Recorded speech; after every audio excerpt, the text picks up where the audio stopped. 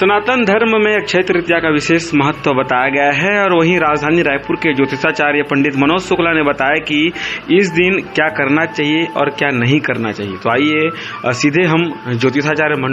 पंडित मनोज शुक्ला से जानेंगे कि अक्षय तृतीया के दिन किस विधि विधान से पूजा करनी चाहिए,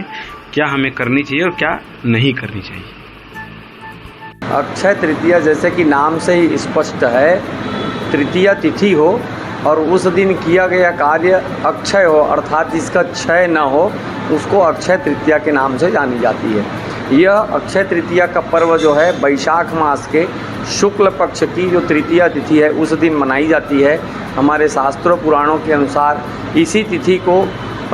सतयुग का प्रारंभ हुआ था और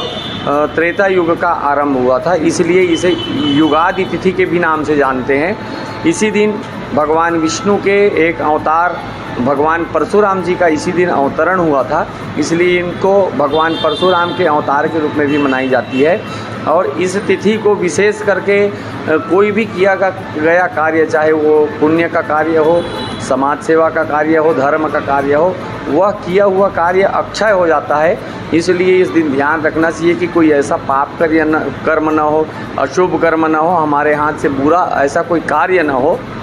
जिसका भी कई गुना फल हमको भुगतना पड़े। इसी कारण आज के दिन लोग जो है अक्षय तृतीया को दिन ही घट दान करते हैं, क्योंकि गर्मी का दिन रहता है। शीतल जल वाला घट प्रदान करने से पूरे जीवन में शीतलता आती है और इस तरह से लोग अक्षय तृतीया के दिन विशेष करके दान पुण्य कर्म करते हैं, शिव जी में जल चढ़ाते हैं और इसी दिन से ब्राह्मणों को, संतों को, बहु बेटियों को इत्यादि इत्यादि इसी दिन से जो सत्तू दान है, पंखा दान है, आम का इत्यादि इत्यादि दान इसी दिन करते हैं। इसीलिए अक्षय तृतीया का पर्व विशेष करके हमारे छत्तीसगढ़ की प्रथा परंपरा में गुड्डे गुड़िया को विवाह भी इसी दिन की जाती है। इसका सीधा सीधा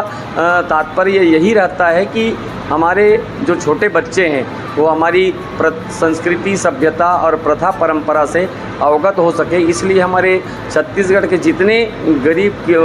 किसान भाई हैं या ग्रामीण क्षेत्र के रहने वाले लोग हैं वो सब जो है अपने घर में मंडप गड़ा करके बच्चों को इस दिन गुड्डा गुड़िया को विवाह को समझाते हैं।